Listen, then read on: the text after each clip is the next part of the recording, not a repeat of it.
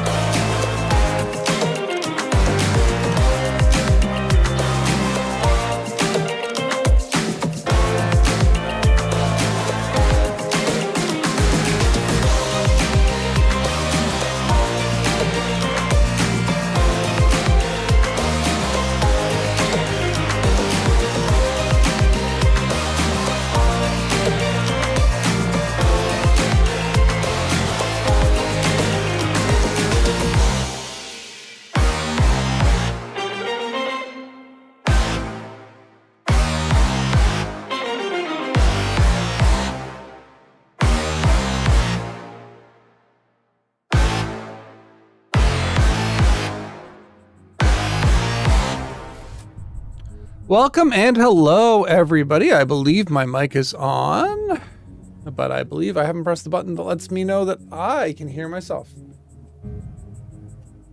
Okay, that was a weird sounding button. Anyways, yeah, I can see the mic is on. Okay, cool. Hello, SNK Tarma. Hello, Lady QEW. Lady QEW, thank you for that subscription. 34 months. That's exciting. Google is trying to respond to what I'm saying right now, so we'll ignore that. Yeah. Welcome on in, everybody, on Twitch, and if you are viewing on YouTube, welcome on YouTube as well. Excuse the cough. I just had a delightfully filling like chicken stew thing. It was delicious, but it was just very full. So I am now relaxing with some tea, some peppermint tea, as we go into today. So this is going to be the last stream of the year, probably. It's going to be the last intentional stream of the year. If I happen to stream something tomorrow, that will be totally random. But I am anticipating that this will be the last stream of the year.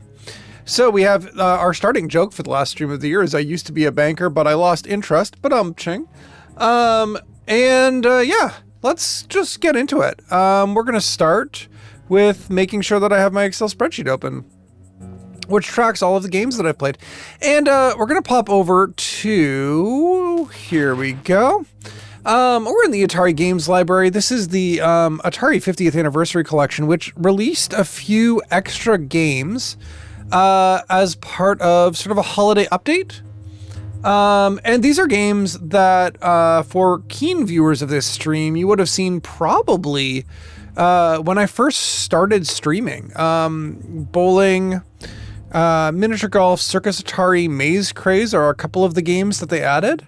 And we'll just play those to clear off some of the things on the spreadsheet, but also because, you know, they're fun games and it's been a long time. Previously, I have had these games as part of the Atari Flashbacks Classics collections on Xbox.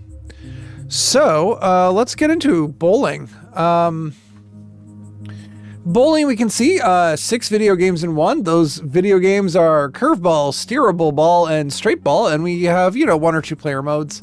This is a fan favorite from 1979. Bowling challenges players to knock down up to 10 pins with each roll of their bowling ball. The VCS version recreates accurate scoring for 2 players, while gameplay variations allow the players to hook and even steer the ball after it's thrown. This was Larry Kaplan's last VCS game for Atari before he left the company to co-found Activision, and we will be getting to an Activision game, at least one Activision game today, if not more than one, because something that I'm particularly looking forward to is that Pitfall, which is a very classic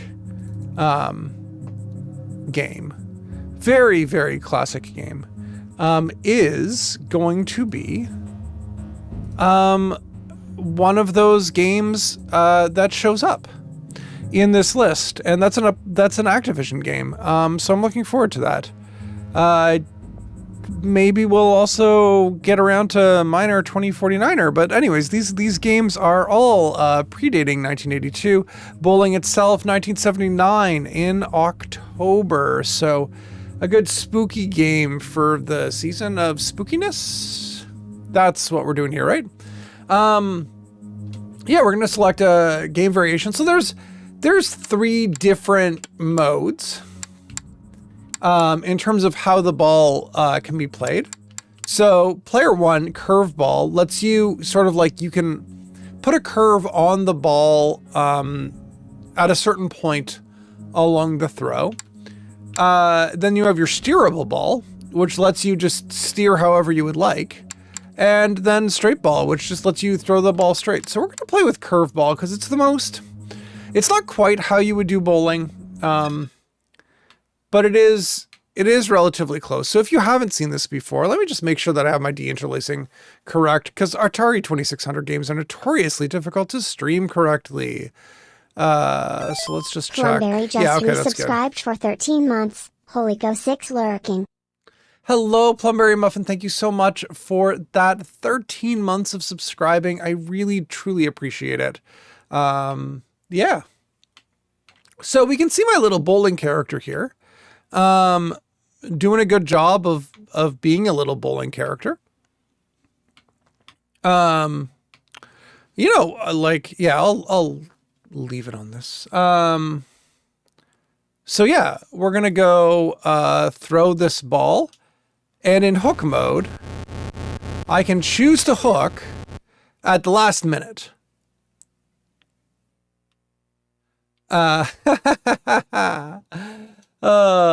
Fantastic. So, that was a particularly bad first go at this. That was a little bit better. So this is a fairly simple bowling game. Although, so far I haven't even managed as much as a spare, so who am I to say that something is simple? Oh, that's a tough split. I don't know if I'll be able to get that one. Nope. It's weird the way that the pins react to the ball a little bit. And a thing that this is missing is those delightful... Oh, come on. Those delightful videos for when you do get a spare. like that. We got some color cycling at least. Oh, come on.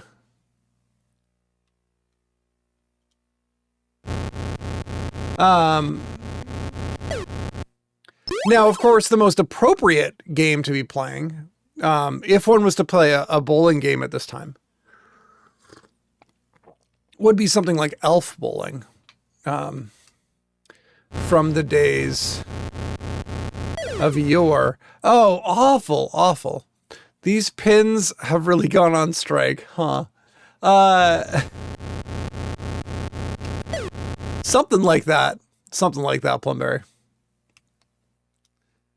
Oh. Can you spare a thought for these, for this sports equipment, though? Okay, I spun that ball into those pins.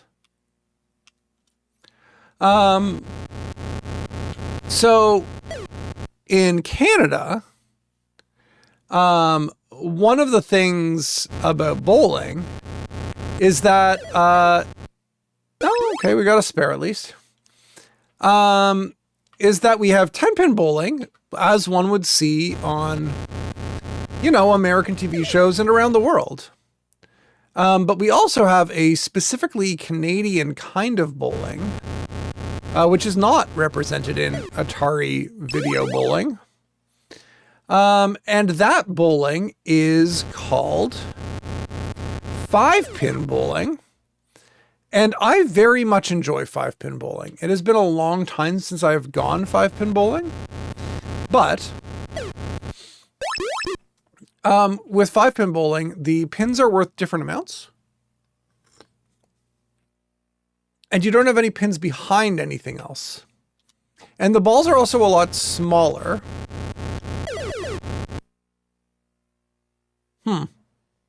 Okay, so I got 132. That's not quite 200, and it's definitely not 300. I'm wondering if there's like a good straight angle that just like knocks down all the pins. The answer so far, no. Ooh. Just some last minute curl there to get a spare. I should be able to get like at least a spare on every single frame. I say, as I make that difficult for myself. Okay, so what I should be able to do and what I'm actually able to do are two different things. You kind of want to get it like right off to the side of the middle pin, I think.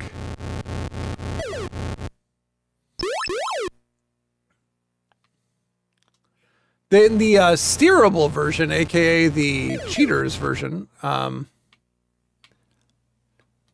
mean, it's not really cheating, I guess, if it's an intended way of playing the game.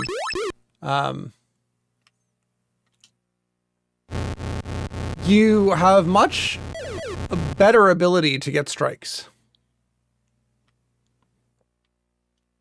I wonder if I can spin down. I haven't actually tried that. Oh, you can. Good to know. That is what I would call a nice score. Ooh. Unfortunate. Also, please let me know if the game volume is too loud. As usual, it's difficult for me to tell.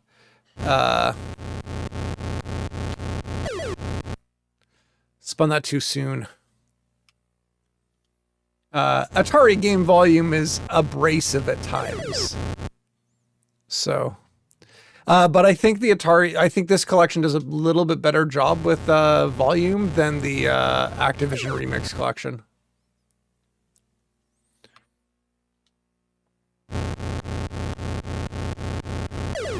The Activision Remix collection is like, or is it the Remix collection? Anyways, Activision Collection Remixed. And anyways, very much more along the lines of, I mean, it was a collection very much of its time, and that time was time when PC speakers were or speakers for computers were like those beige boxes that you used to be able to get as your like computer multimedia kit. You'd have some beige speakers and maybe a beige microphone that would be on one of those like little thin sticks. Well, in this 10th frame, I'm oh! That is how you end a game, although albeit with less points. So if you want to see the just gonna turn borders on for the fun of it. If you want to see steerable ball, let's just see if I can max this out. So steerable ball just lets you like do that basically. So now it becomes embarrassing more if I like don't get a strike every time as per like what just happened. But finishing off a spare with a fully steerable ball, very easy. I think there was a YouTube video I saw with somebody who was able to steer a bowling ball to a certain degree afterwards. Regardless, it's much easier to get closer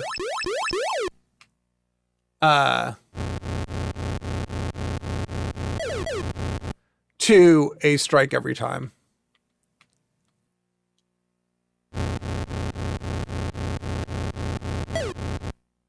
Occasional mayonnaise indeed, Plumberry. That is an excellent name for a horse. Ooh, I did a little bit of dancing on that one.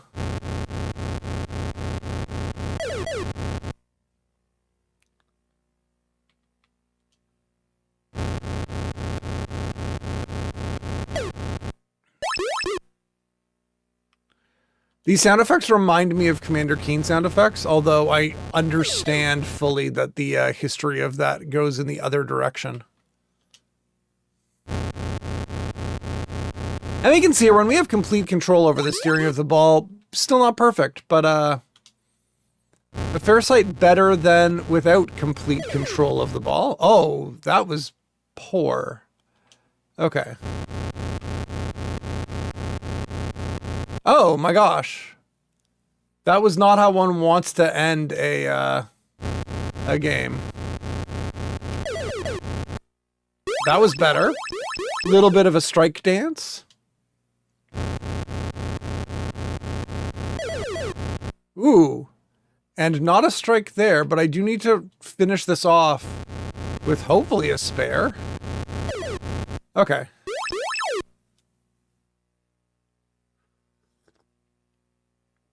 And there we go with 182. I am going to quickly slightly crack a window because it's getting warm in here. Atari 2600. Atari 2600 graphics are hard to emulate and quite a stretch on my system. So just give me a second and enjoy a little bit of headrest stream as I pop over to the other side of my room.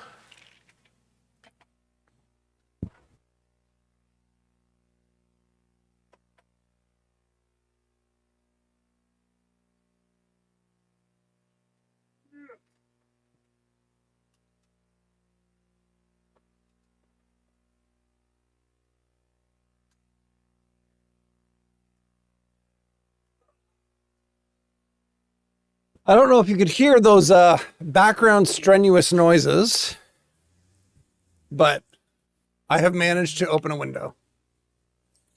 So that is Bowling for the 2600. If you were here before and you saw it before, well, now you've seen it again. I really don't know how much more bowling one can bowl.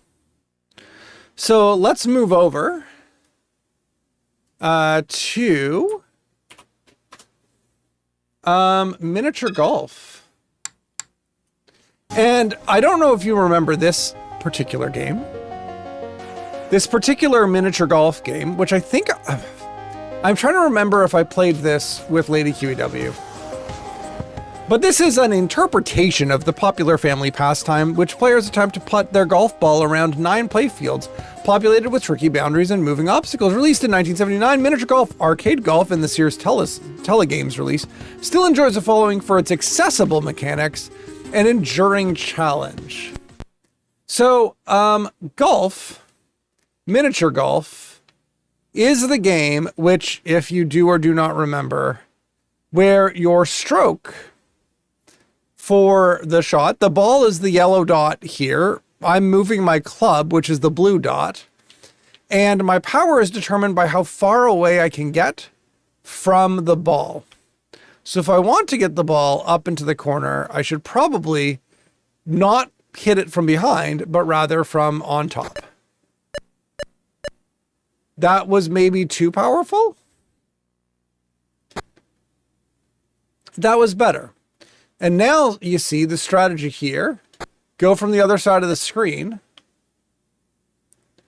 And then maybe, I do like how it sort of slows down in and around like the good angles.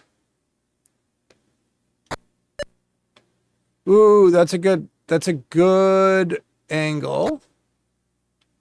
Specifically because that like red thing doesn't actually, okay, I was going to say can't hit the ball from there, and I was wrong. Now, in golf, you'll find, typically speaking, and I know this is just a typical thing, but typically, you want to do better than like a score of 8. Ooh. Oh, come on. Okay.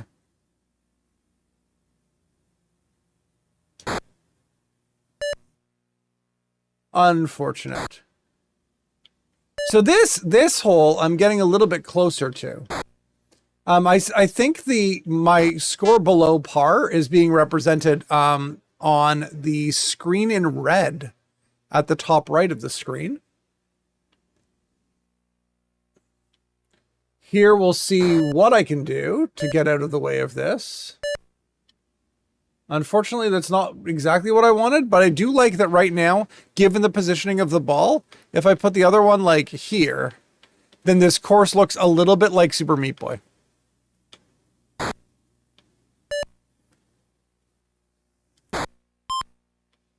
Okay, that just got rejected.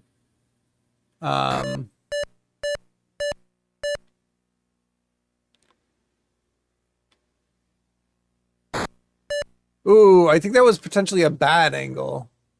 Because I really am just looking to get, you know, down into this general area. And then hopefully I can physics my way into a better situation. That was not how physics works properly. Trying to get a good bank shot, failing a little bit. So if you do just like, if you were to line up your normal putting, it would be poor, is what I'm saying.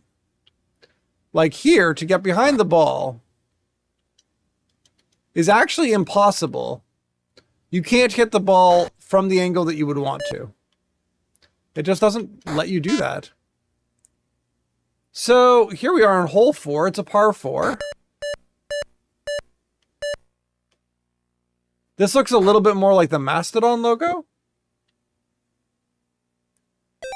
Poison Darth Frog just resubscribed for 20 months. Hey Ekmanzello, is this super bone?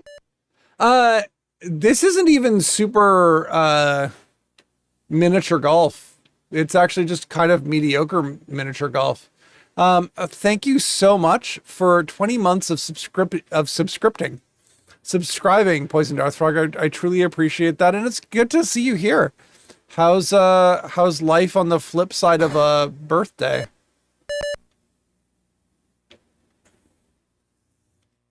That felt very somewhat strong. I'm gonna try this angle. No, this angle. This angle seems better. This looks like two dinosaurs on either side of the screen. Like if I put my eye here, this looks like a dinosaur on the right side. And then the eye would be like here on the other side. And they're both walking away from a pond that just happens to be dinosaur colored. Okay. That was almost good. Ooh. That was like really almost good.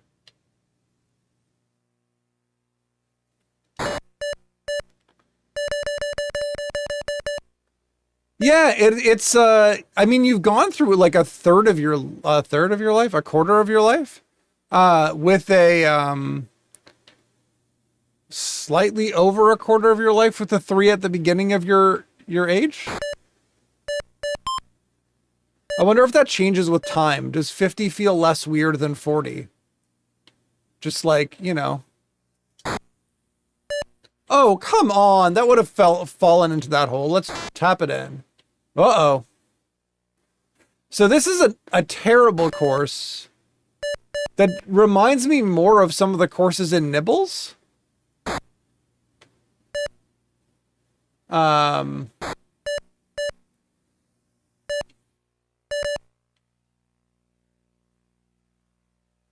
Than anything in a mini golf course that I've ever played.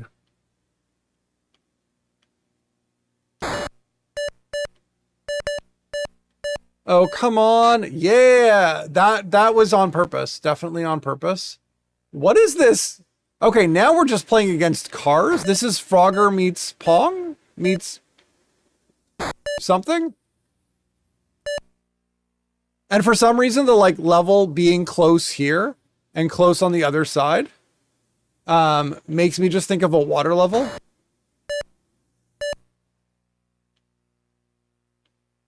Ooh, this is going to be tough. Do I go for the, like, this kind of direction in? Just, like, let the red brick take it. Okay, we just do that. That's fair, Poison Darth Frog, that is fair.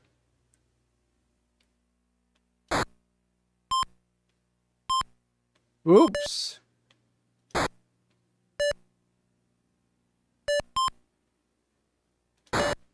Oop, that almost worked. So now I think if I go to the top of the screen and shoot things like that, then it's better.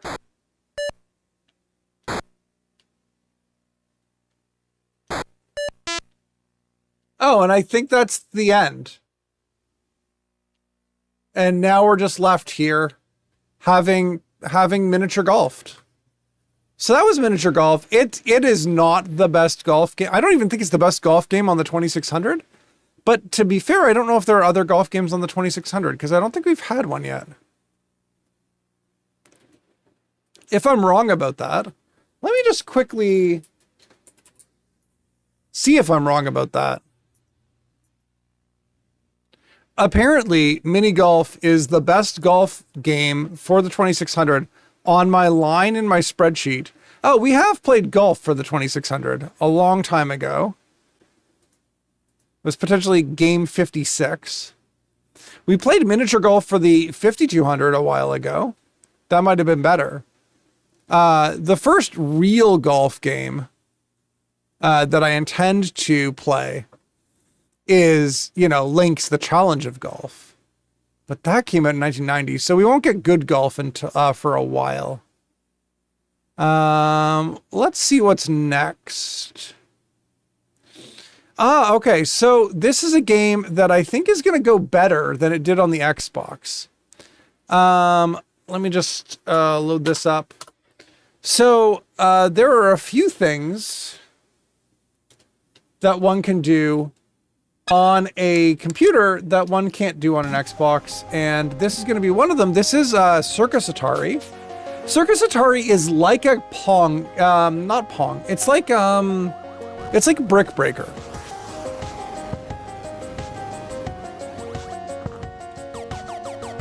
And so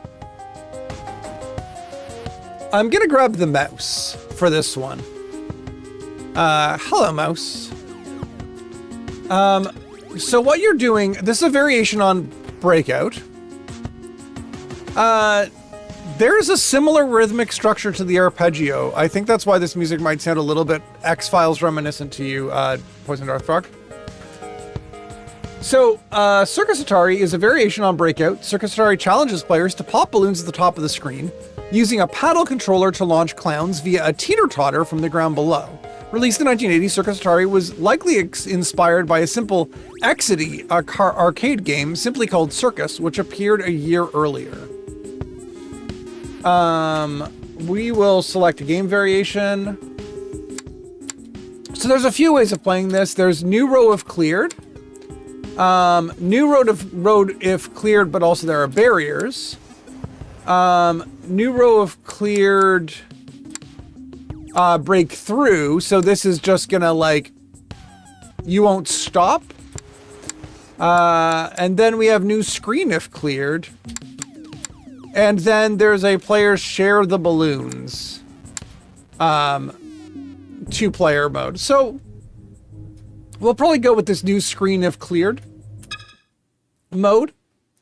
And then you can see just back and forth what this is going to do. And it's a little bit weird to me that it doesn't hide the mouse cursor, but ooh, ouch. Another fun thing to note, though, at the top of the screen, you'll see the score, and see how the 1 is a little bit higher than the 0? You can only show so many sprites on a line at a time on the 2600. And so what they've done is they've actually offset the sprites themselves onto different lines so that they can get away with showing a score in a blockier fashion. So far, I'm doing a terrible job at showing you what this game is all about.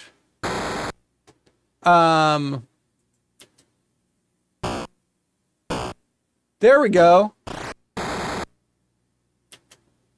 That is what I'm supposed to do. And unfortunately, I did a good job of just killing my circus performer. So I will try this with an Xbox controller. And I don't know how you're supposed to deal with when you get caught in a corner. Although I wasn't that time, so... Okay. It's just worse. It's worse with an Xbox controller.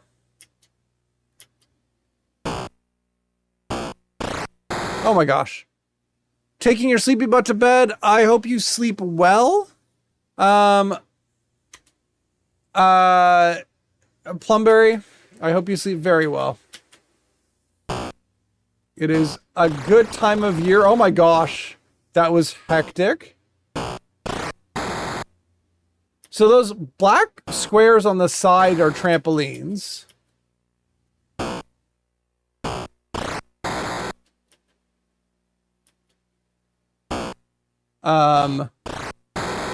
And the squares at the top are balloons, according to the lore of the game. I would have gone with circles if possible.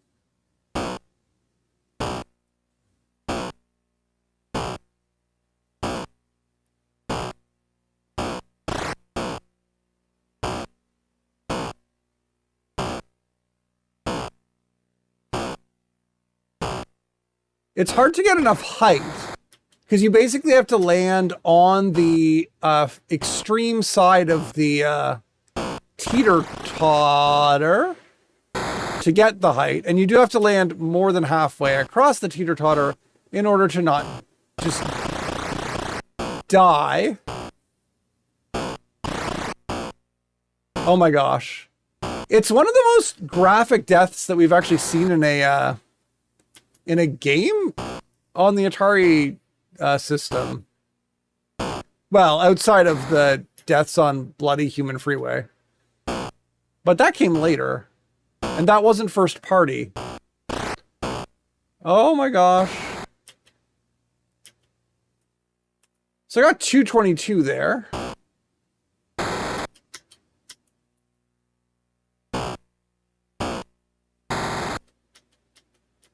These barriers are difficult. Okay. Let's just go back a little bit.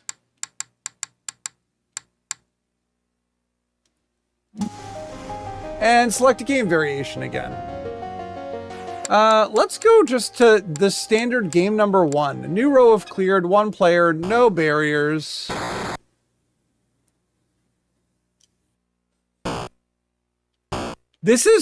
Maybe this was the inspiration all along. I'm back to the mouse again. I can't find a good control scheme.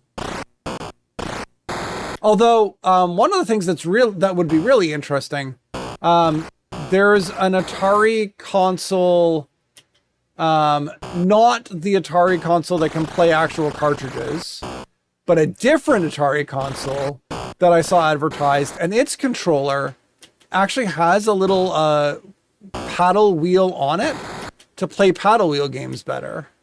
And I don't really want another like $100 console that just plays Atari games that my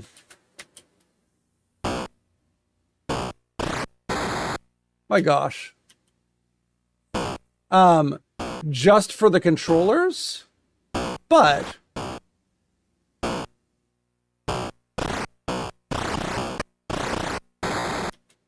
I think it would be fun if those controllers were available separately and if they worked with this collection. Or just Windows games in general? I don't know if they're USB. A remake of this with ragdoll physics would be,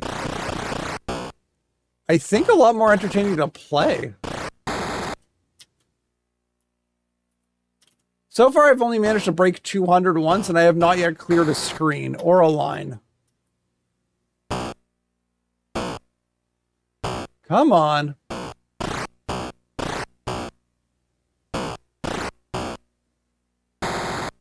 I wonder what game of the year was in 79. I mean, there probably wasn't a game of the year in 79, but like, this would be a strong contender.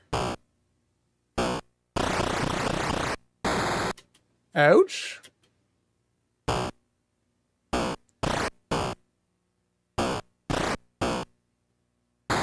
Oh my gosh. That was avoidable. I would just like to clear like a line, you know?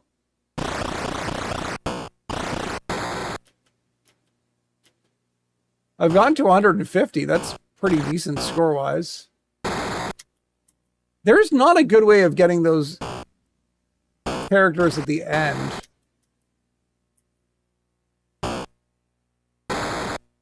There's a better way of getting those characters that just are like doing their initial bounce, though. I don't like that we're just pushing further to one side or another. Okay, 170 that time.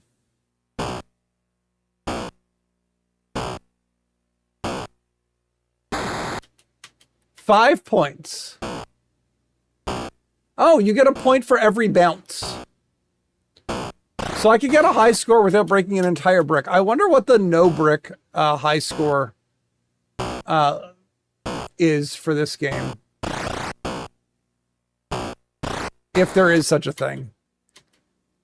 Is this the secret of Monkey Island? In a literal sense as to what this game is, no. But in like more of a meta sense, I truly believe that this is in fact the actual secret of Monkey Island. Hello, I'm a little teapot. Nice to see you here.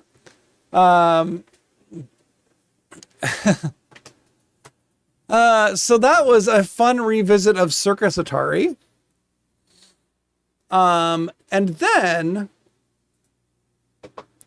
I'm going to move over to Maze Craze. Just to remember what that's all about. Probably feels like something that I can play on a controller again. Ah, yes, Maze Craze. I remember commenting on this. Yeah, the human cannonball bit, but like with worse physics than an adventure game. So Maze Craze calls itself a program with 256 video games. I'd like to point out that this is the list of 256 video games. Speed 1, auto peak, visibility is 1. Or on this list, we can go down. Visibility is 2 or 3 or 4. Speed 1, 2 robbers. Player peak, visibility 1, 2, 3, or 4. 3 robbers, 1, 2, 3, or 4. Then we have auto peak capture, 1, 2, 3, and 4. We have speed 1 with 3 robbers and wounds, 1, 2, 3, and 4. 5 robbers with visibility 1, and I'm assuming that they had to keep it to 5 robbers with visibility 1, because I don't think you could do 5 robbers with also blocking at the playfield. But there's 5 robbers terror and visibility 1. There's scouts. There's player peak. But all of these games are the same game. They could have just been different levels of the game, but they're not different levels of the game. These are all like, it will go through all of these in speed 1. We're going to get to all the way up to 64 versions of this. And then it goes on. Speed 2. All the way up to 128. Can you imagine what comes next? I'm not going to like cheat this out. Oh, wait. There we go. No, it's speed 3. All of the exact same options. And then again, at the end of this, at 196, we have speed 4 at 197 for 2 robbers, etc. So this is 256 games, quote unquote, that could absolutely 100% have been like maybe at most like 64 games, and then things get harder. Or you use the difficulty switches to do this, or something like that.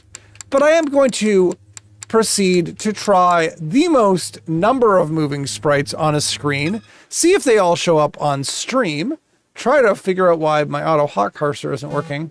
And so I am not the blue car. Just for reference there.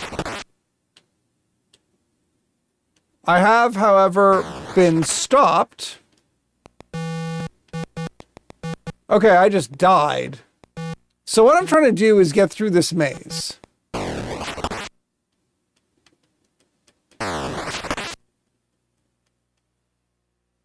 And with these robbers, that is almost impossible to do.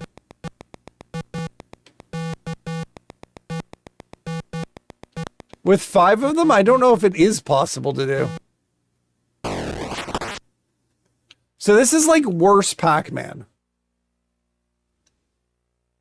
So, just to show that you can actually beat some of these mazes, let's change the game variation to something with a little bit more reasonableness. 2 robbers.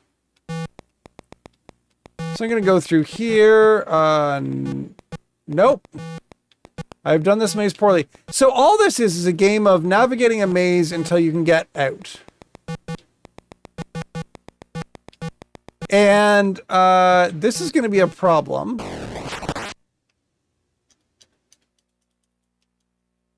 Because once you get hit,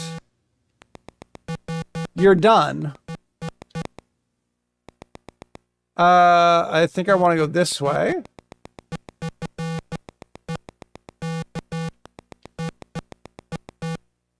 Maybe I'm just too good at this. Oh my gosh. Okay. So at least that one went away.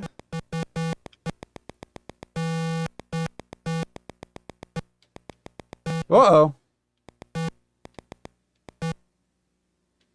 Good. So those at least seem to have some sort of algorithm where they always turn the same direction. But then I got out of the maze. And now you get another maze. And so this just sort of randomly generates a maze. And chases you. As you go. So their path seems to be algorithmic. I don't think they actually seek you out. But definitely they seem to be following at least some sort of pattern as they cross through intersections. But maybe that pattern is just random. I don't know if they're following like a strict left-right. Anyways, that was Maze Craze for the 2600. That is a game that exists. It certainly is at least a game that somewhat exists. And then we'll jump forward in time to 1982. So far forward in time. To a game that I can find over here. This is Demons to Diamonds. Another game that I think if I played this last time, I probably got it done honestly poorly on stream. So let's get this a little bit better in terms of portraying the graphics. So this is a game that is considered, I guess, easier, more kid-like. It's a game where you shoot these things and then they shoot back at you. And you sort of like get to decide how long your shooting thing is, and if you get shot back at, you die, and you can shoot some of the diamonds, and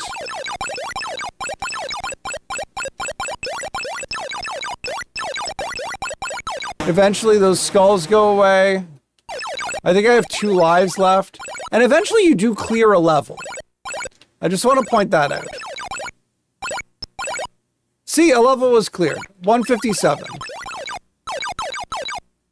So this was apparently seen as a more child-friendly game.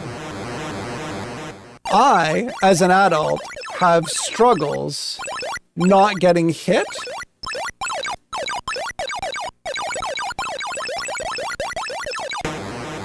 By the plentiful shots on the part of all of these skull things. I think part of that is I forget to move out of the way after I've hit something. And I don't know how easy that actually comes across, but you can sort of like shoot your beam. But you get like points for the diamonds, I think. And maybe these little aliens come to, demons? It's Demons to Diamonds, right? That's the name of this. Sometimes they just shoot you back so quickly.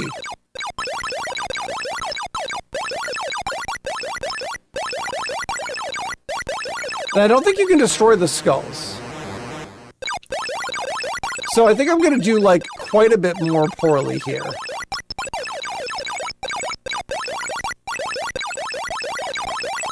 And I think it's like a certain number of these that you have to shoot.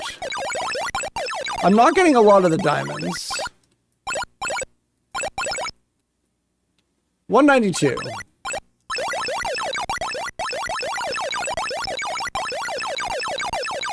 Ah! Sometimes the skulls shoot up and sometimes they shoot down, and I'm not sure what makes them do either.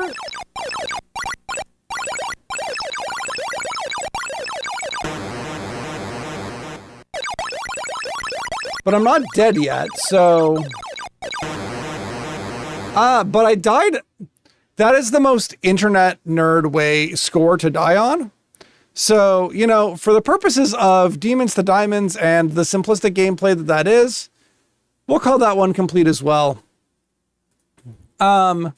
Which means that I'm going to shift collections. So this, yeah. I think if you keep looking,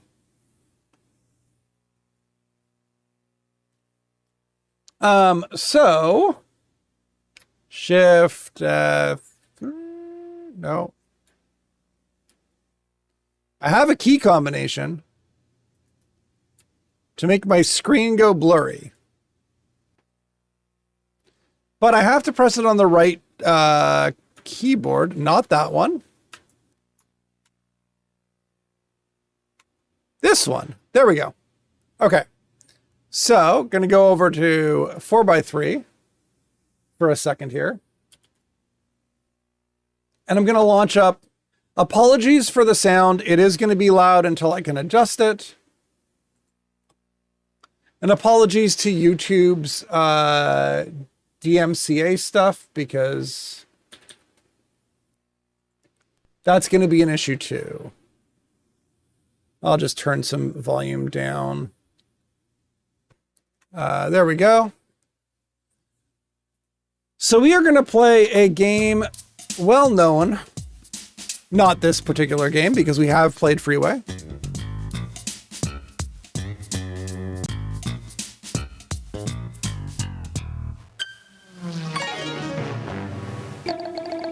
I should just adjust the game volume in the collection itself. That might be helpful.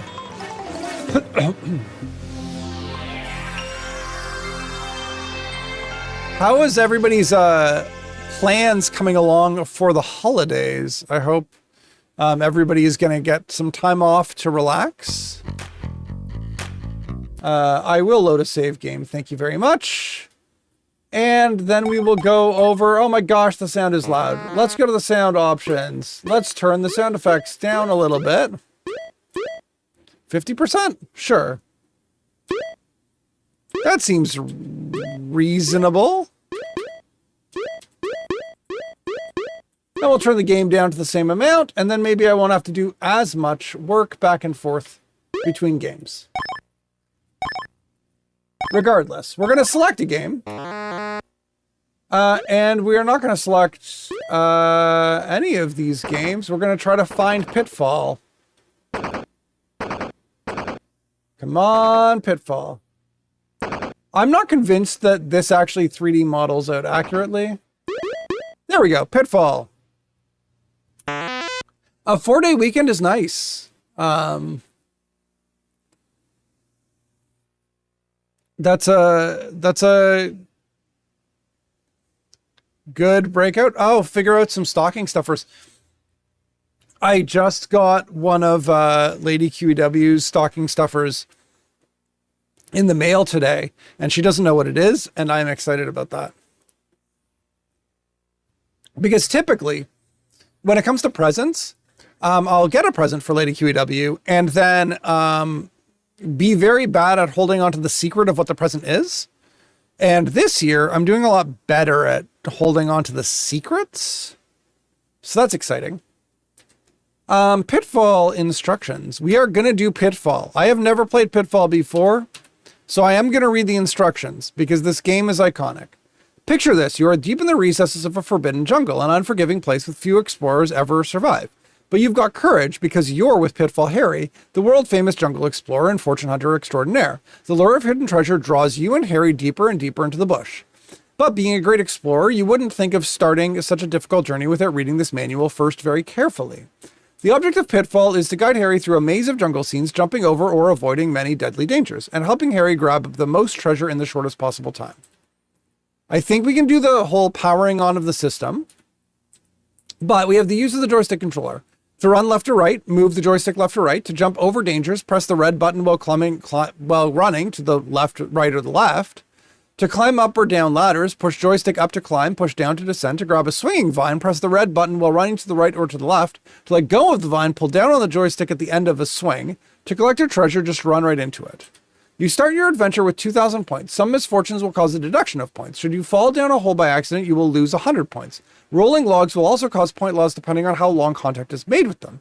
Each treasure you find will add points to your score. There are 8 of each type of treasure in the entire game, 32 in all, for a total of 112,000 points. A perfect score is 114,000 points, reached by collecting all the treasures without losing any points by falling down holes or tripping on logs. Time. You have 20 minutes to complete each adventure. Harry has 3 lives in each game. See the hazard of the hazards of Pitfall. Game is over when Harry is lost for the 3rd time or when time runs out. Special features of Pitfall by Activision. There are 255 jungle scenes through which Harry can travel. Each scene covered underground is equivalent to 3 on the surface. Pitfall is a circular maze, which means that if Harry safely goes through all 255 different scenes, he will come back to the starting point. In the course of that journey, Harry will also encounter all 32 treasures. The hazards of Pitfall. Pitfall, Harry's jungle adventure, is fraught with danger. Some hazards will slow him down and rob you of points, while others will stop him cold in his tracks. The lesser hazards are the open holes in the ground and rolling logs. The catastrophic hazards are the scorpions, fires, cobra, rattlers, crocodiles, swamps, quicksands, and tar pits. These obstacles will not cost you points, but they will cost one of Harry's 3 lives. I agree that following somebody whose name is Pitfall over pits is a little bit sketchy. The most important thing is jumping. You need to use both the red button and the joystick at the same time in order to make Harry jump up to a swinging vine. Jumping is also important when you leap atop crocodile heads and when crossing the swamp or when you're hurtling across logs. To practice your skills, try running to the right. Learn to jump the rolling logs and the holes in the ground first, then tackle the tougher skills of swinging over the vine and jumping over the crocodile pits. Whenever Harry is lost, you'll get another chance. If you score 20,000 points or more in any one of your adventures, you will be eligible to join this prestigious organization. Just send us a picture of your TV screen showing your score, and we'll present you with a special Explorers Club membership emblem. Tips from David Crane. He designed things like Freeway and Grand Prix. As you set off, you'll notice 2 important features: that the logs always roll from right to left, and that the replacement Harrys, after Harry loses life, drop from the trees on the left side of the screen. So to minimize the number of rolling logs to be jumped and the catastrophic hazards to be retried, simply run to the left. Pitfall Harry's trips must be made through a maze of surface and underground passages through the jungle. To capture all 32 treasures in under 20 minutes, Harry will have to use some of the underground passages. I suggest that you make a map of the terrain each time you play. Knowing the jungle and planning the best route to all the treasures is the only way to ensure success time after time.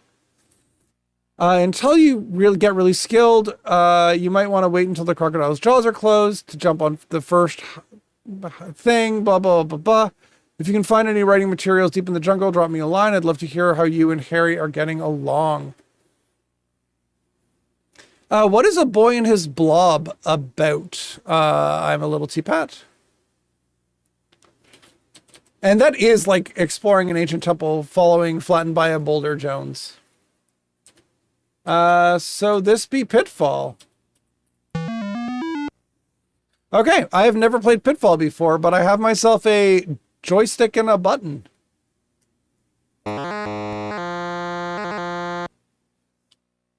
Okay. So I just fell down that hole and lost points. That is a brick wall. There's this boy and he has a blob. There's a scorpion. Okay.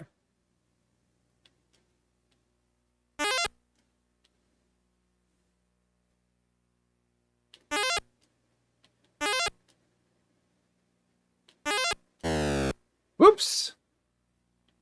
I don't think this is going to be a better hole in the ground. It's not. The blob transforms into tools when you feed it colored jelly beans. I just hit a log.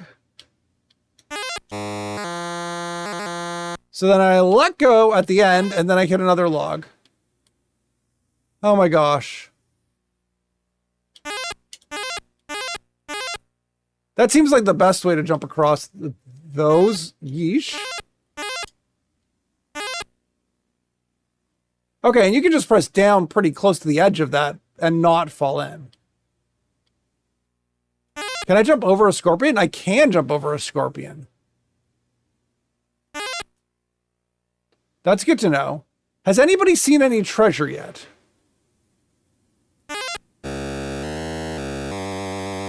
Oops. Because I have not seen any treasure yet. I like the jump. The feel of the jump is very nice.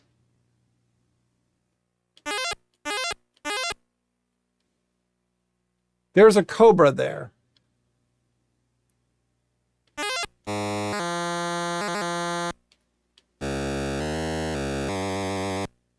Okay, getting over that cobra is seemingly pretty difficult. Or not. Oh, is that a treasure? What? That was rude. This game is mean. Okay, so 20 minutes.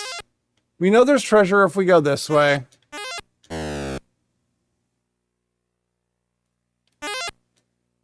I fell into a pit.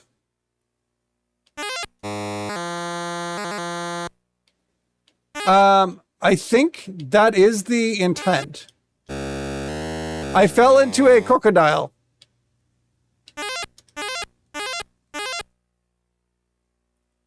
Oh my gosh. I don't think I'm doing a good job of avoiding those logs.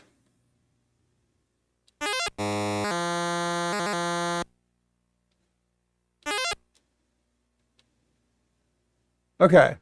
Oh my gosh. Okay. Big pit.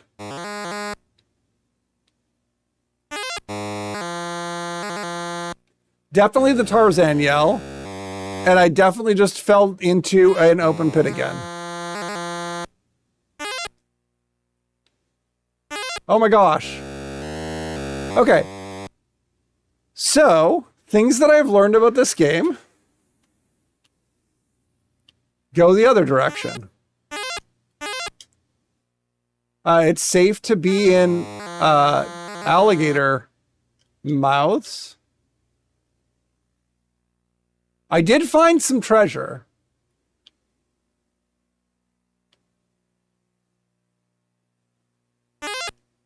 Oh my gosh!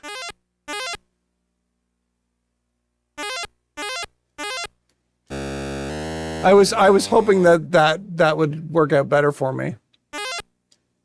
Oh, interesting that you always spawn on the left side of the screen.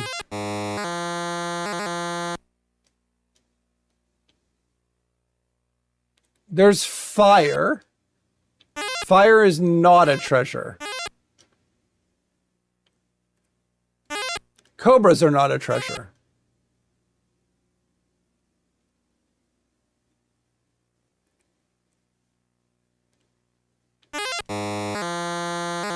Alligators are not a treasure. Whoops. Oh, if I had run for that, I could have gotten that in one cycle for sure.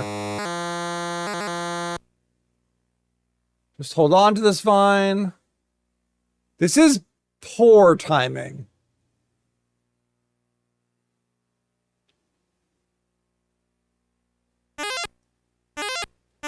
Oh no. I fell in a hole. Okay, I'm gonna check around these holes. See what I see. I see nothing.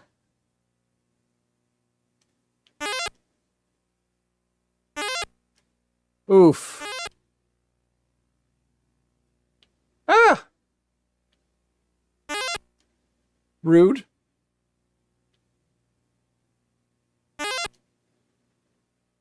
Okay. Jumping. Jumping. Ah. Was that my third life?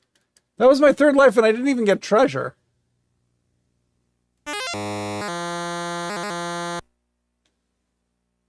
That was better.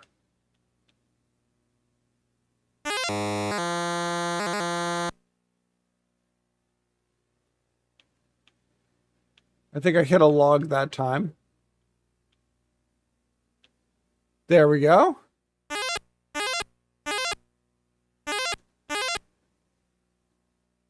Oh, settle down, Beavis. Thank you for a redeeming posture check. Very important when I'm attempting to navigate through these around/over these pits. That felt very close to that snake. So a thing that I learned actually, which is kind of cool, is that collision, like sprite collision on the 2600 is actually very accurate. Because sprite collision on the 2600 is specifically whether or not you are touching the sprite in question. Like, is there pixel overlap? Oh, this is going to be bad again.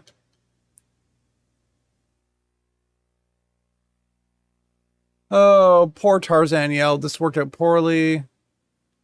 And And I fell in a pit anyways. Rude. I just want to find some treasure in this direction, you know?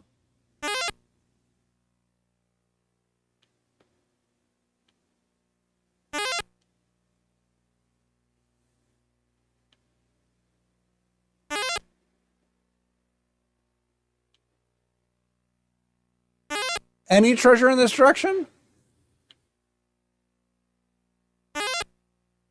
But yeah, how are you doing on this fine day, Mr. Beavis? I jumped too far. I didn't even know that was possible. Okay, so we know there's treasure in the other direction, which is the harder direction, but there's treasure.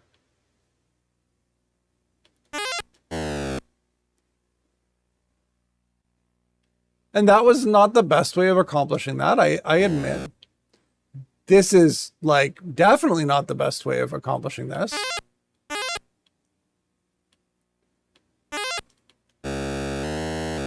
Okay, so I'm hitting some major hazards.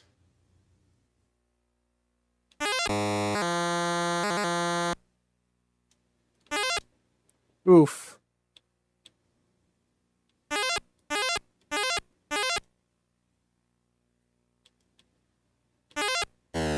Oh no.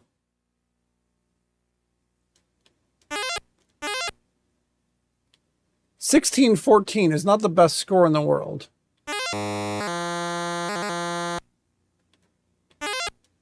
Jump over the snake. Remember that there's a pit there. Feel scared about the pit. Grab the treasure.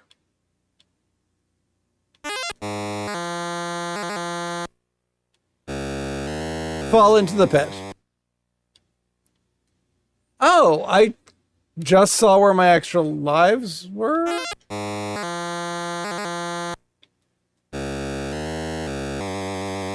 How is that not the end of a swing?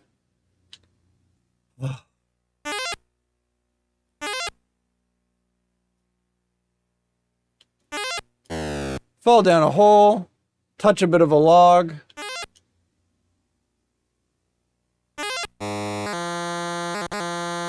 Tarzan yell. Wait for these to close again.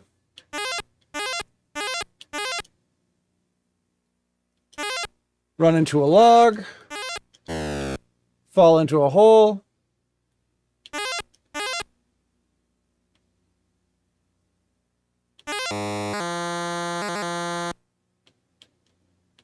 Jump over a snake. Don't run into the hole.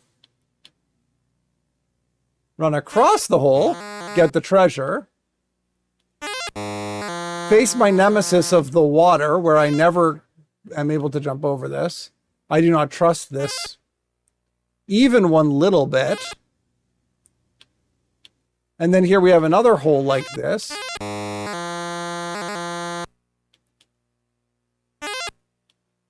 And now we have some crocodiles again.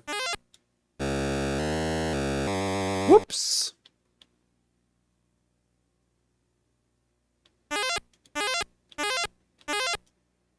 Which you can stand on the crocodile eyes, and that's nice of them to let you do that without biting you. Oh, man.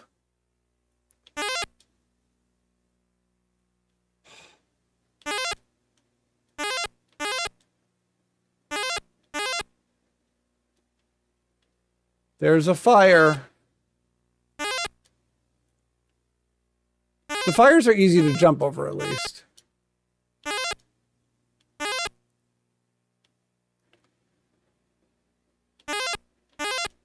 Ooh.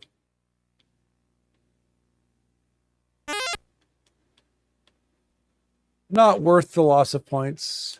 I do like the yell, though.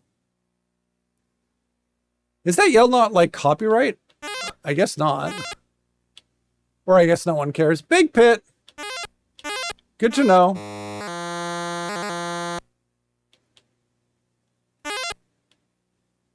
Crocodiles.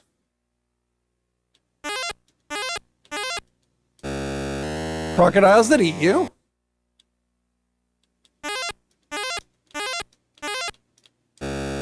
crocodiles that you just fall off of. Okay. So is there a map for Pitfall?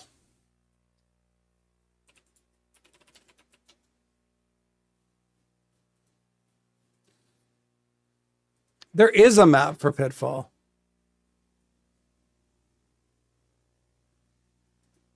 Ooh. Maybe. In theory.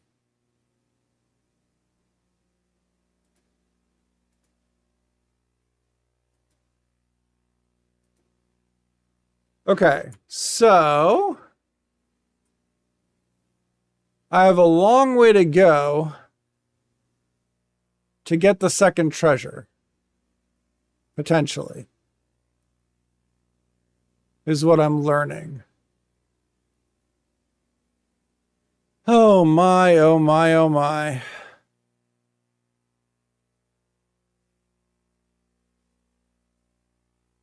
Okay, well,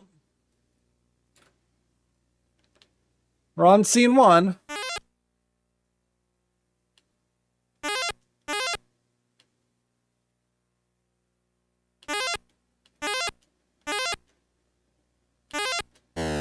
We fell down a hole.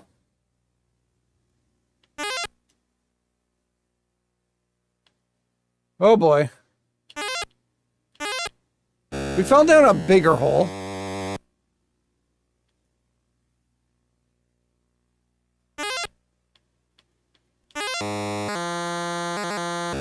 Fell down that hole twice. Okay. Not what I want to do. Just restart.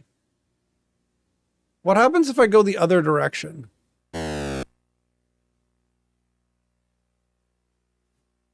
Like now in theory, I'm deeply into the like end of things, right? So in theory, if I jump over that scorpion,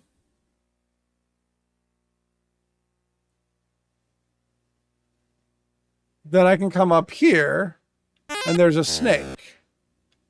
And I can still fall in a hole. Like, that's fine.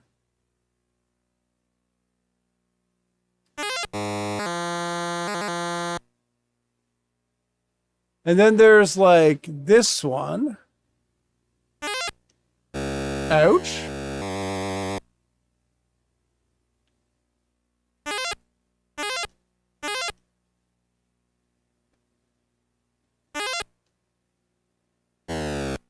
Whoops.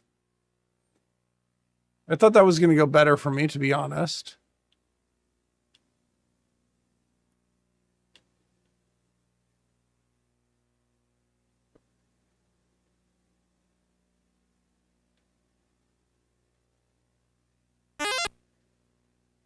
Apparently these pits go in like different places. So like they're like layered differently. That's confusing. Whoops. So like this. I don't even know what screen this is anymore. But I'm doing a good job of jumping over these things. So I'm seeing like 3, 4, 5 scorpions in this hole. And then that just dead ends. That's great.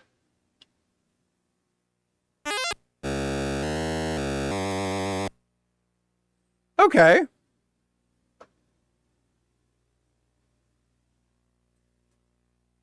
Interesting. Let's try this again. We're going to go to the right. Jump over a log. Jump over a hole. Fail to jump over a hole.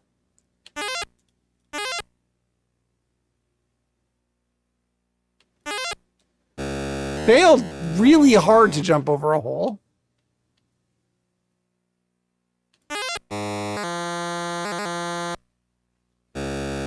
Twice. And then we're just going to restart the game because that's what, you know, you would do if you were on an actual Atari 2600, right?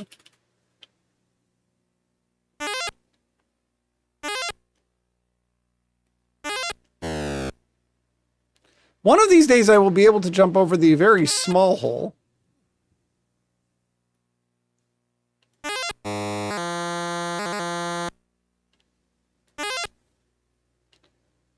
It really does help to get onto that,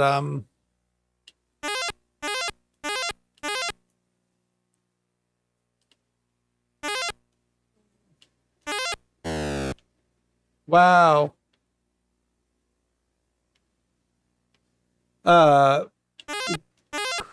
Vine? Is that what I was gonna say? Oh, to get to the end of the vine. That is what I was gonna say.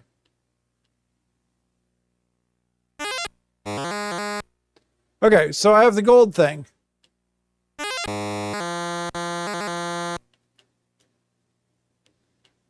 He is not called successfully jump over a hole. You're so right. I thought there were always going to be like a couple of trees to mark my boundaries, but there are not.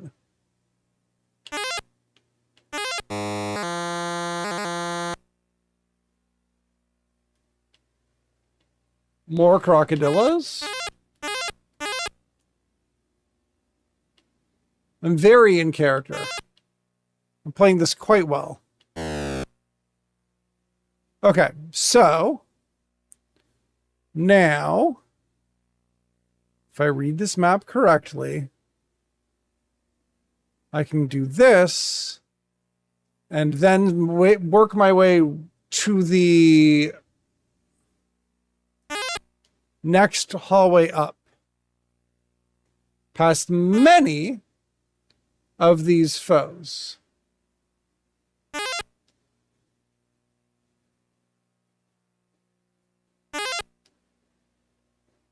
I'm very good at jumping over these, like, scorpions, I think.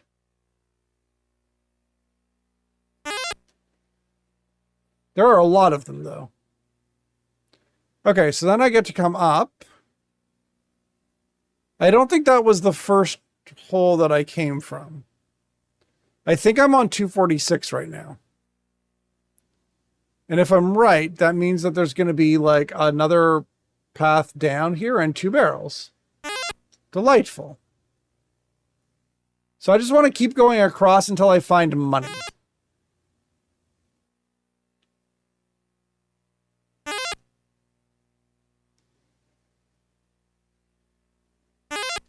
There are a lot of these little tunnels here. Ah! Okay, well that didn't work out so well. That worked out also bad. Hello, 502. But we got money.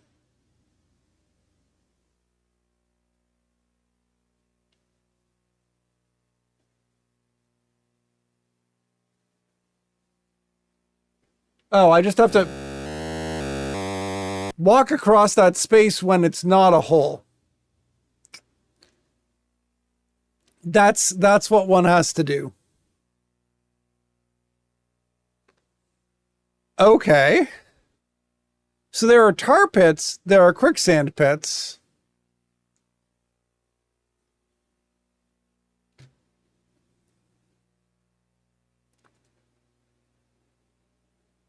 I think I'm getting somewhere.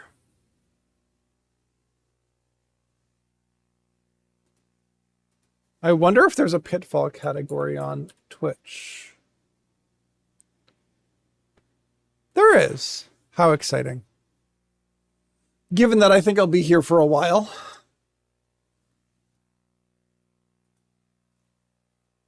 Okay, so we go until we get the treasure, and then we go down, and then we do the scorpion thing. Nope, that was not a fall. It didn't count as a fall.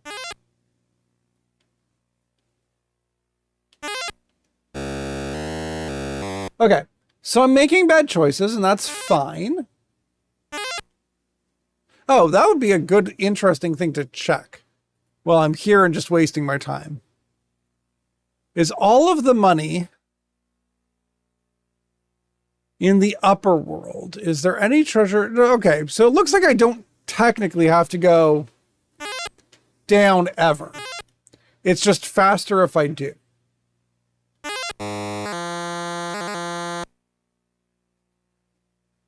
And faster is sometimes helpful.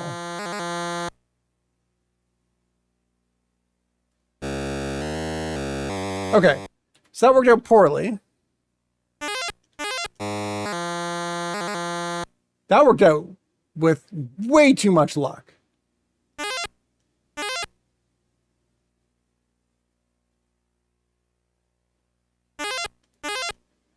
Okay, we got past the quicksand there. We did not get past the simple task of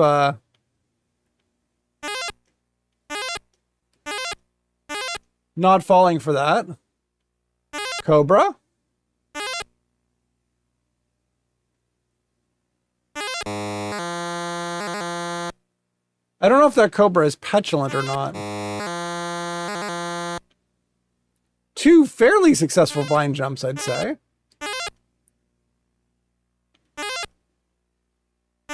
And I feel like I'm doing good from a score perspective. I've just, like, died. There goes some of my score.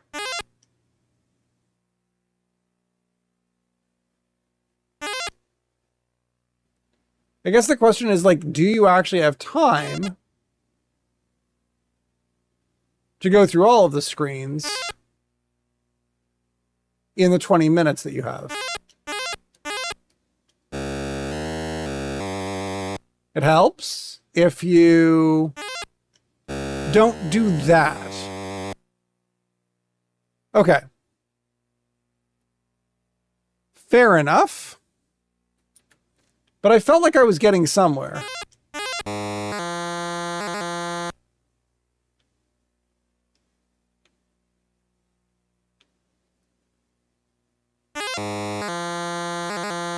I'll take it.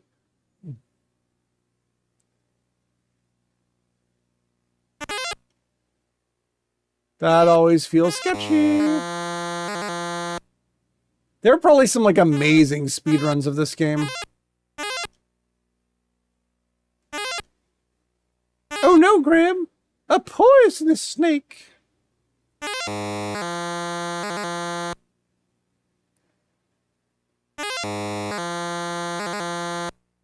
hope those are on a nice global timer so that if I keep just holding left, everything just always winds up in my favor. That would be nice, right?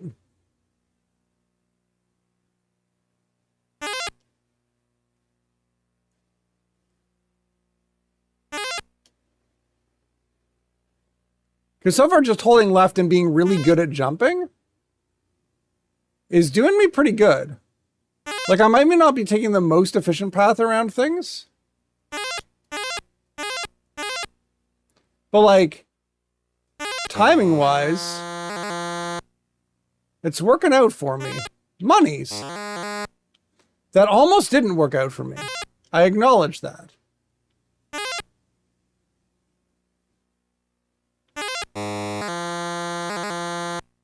Okay.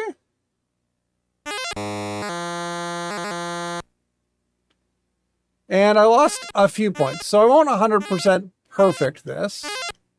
And that's, you know, fine.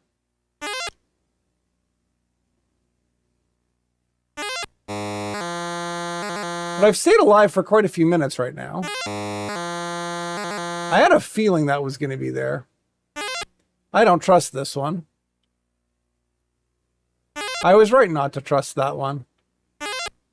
I don't trust this one either.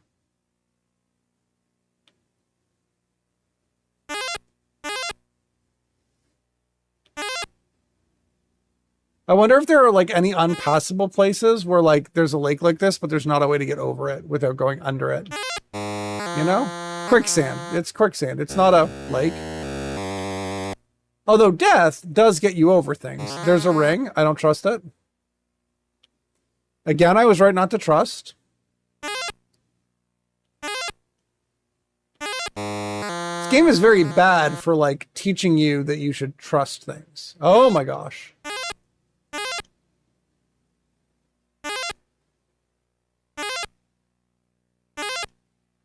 Scary logs.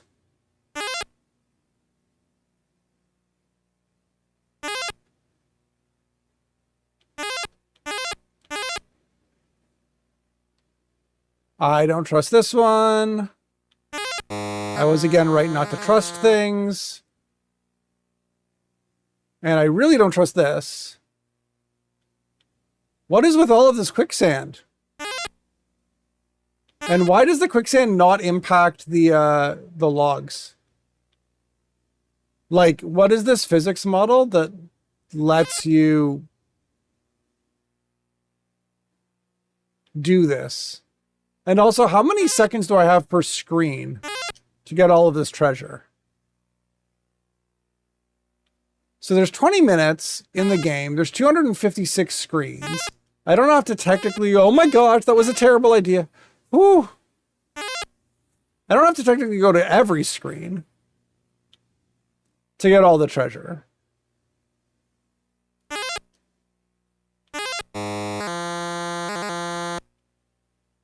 But 20 minutes is a number of minutes. Oh my gosh. Let me think about this. 20 minutes times 60. I think I'm making good pace. That's the important part.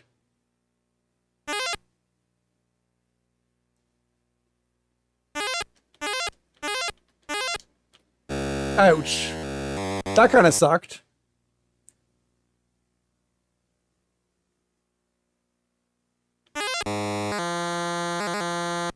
I wouldn't say no to save states. Money. I like money.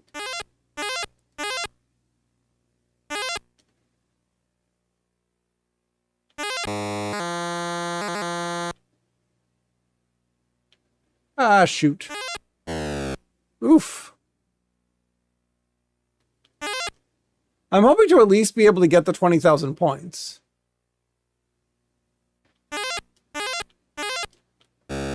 Shoot.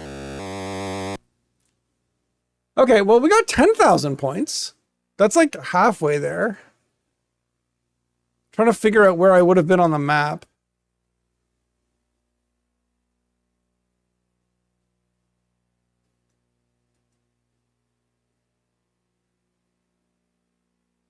Money, ring, money. I think I was about on 200. So let's quickly do some math. If there's 256 screens divided by 20 minutes, no, 20 times 60 is the number of seconds I have for this. So I have 1200 minutes. And then if I divide that by 256, that's like 4.68 seconds per screen.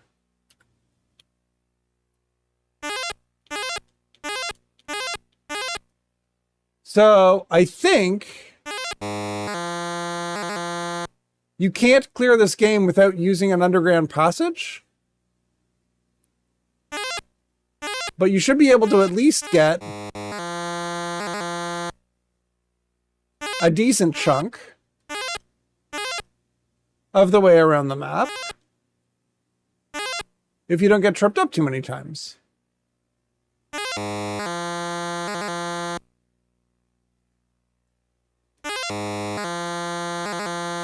Definitely feels like a lot of this is on global timers.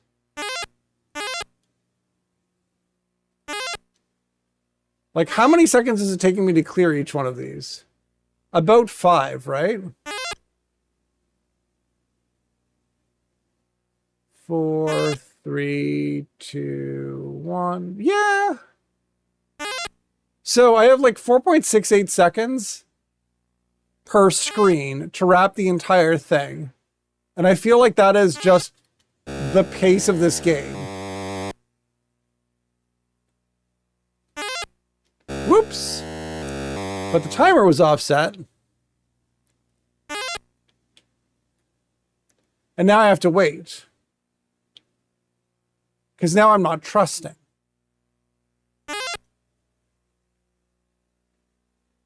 Even though I could trust a little bit more than I am, except that was a bad trust exercise. So what if I go the other direction, which is a little bit harder, but maybe that's a little bit more dense in terms of like prizes? It's really not. Oh, but there's such a good area up ahead.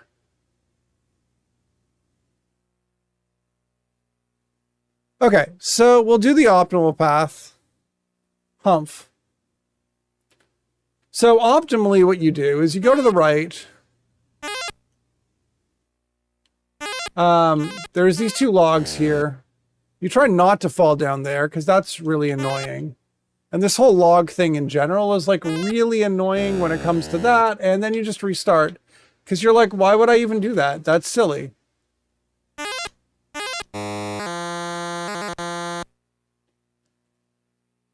And now we're on the global timer. So we're making good progress again.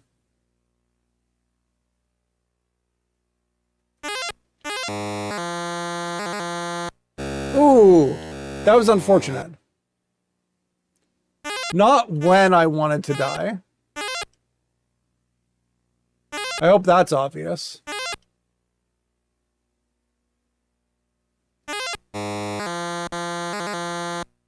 Ooh. That felt good. That also felt good.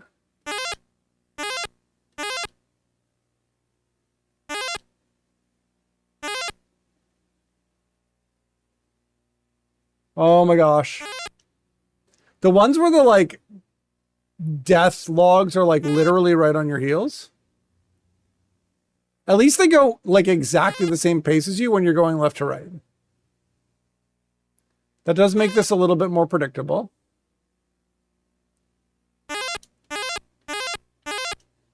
See, that's the kind of like confidence I need to stay on this path. But if I had had that confidence, I would have died there. So, you know. Sometimes I don't trust. And now I've wasted so much time. And lost some points to a log. But this is a great game.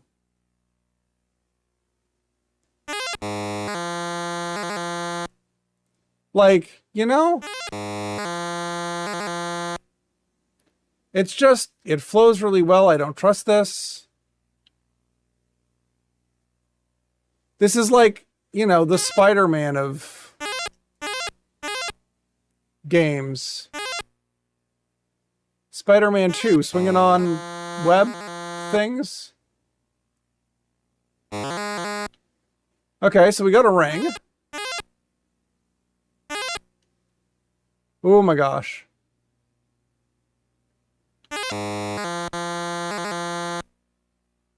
Definitely did not. Oh no. I'm curious because I know that this game does track like, quote unquote, this collection tracks like badge accomplishment. Ugh. I get too overconfident with those crocodiles sometimes.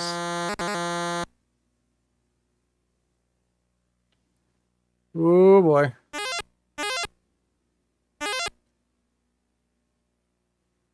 This feels risky.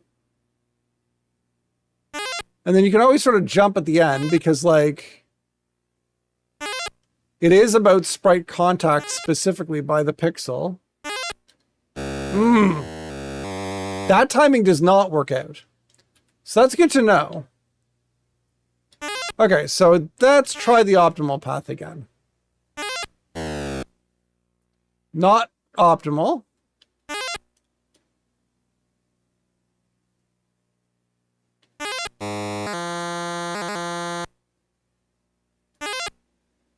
But a better... Oof. Sad.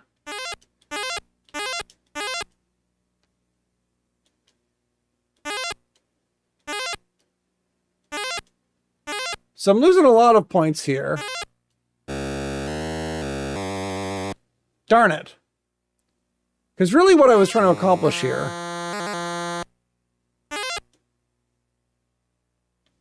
was getting that bar of gold and then going a few more screens and then looping back around.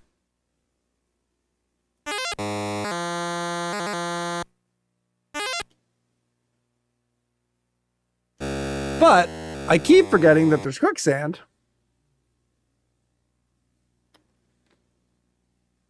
Oh boy. Okay. Let's see. So Pitfall is fun. I think I want to have some more dedicated Pitfall fun because this is going to take some time and I do want to finish this. So let's start off the new year with some Pitfall. You know? I think that for tonight, I'll call it a night tonight. But yeah, that was a lot of fun. And I want to have a better understanding of what I'm looking at in terms of the Pitfall map and sort of maybe route out how I want to do this. And then hopefully we'll be able to do some Pitfall, maybe a little bit more successfully. I hope everybody has a good night. I hope you have good, just a good holiday, good rest of your 2023. Enjoy the rest of what the year has to offer. I'm not going to raid tonight or anything like that. Just going to say goodbye. And I think I have a closing screen even. So yeah, have a great night, everybody. And I'll see you in 2024 for hopefully a good lot of fun playing some classic games.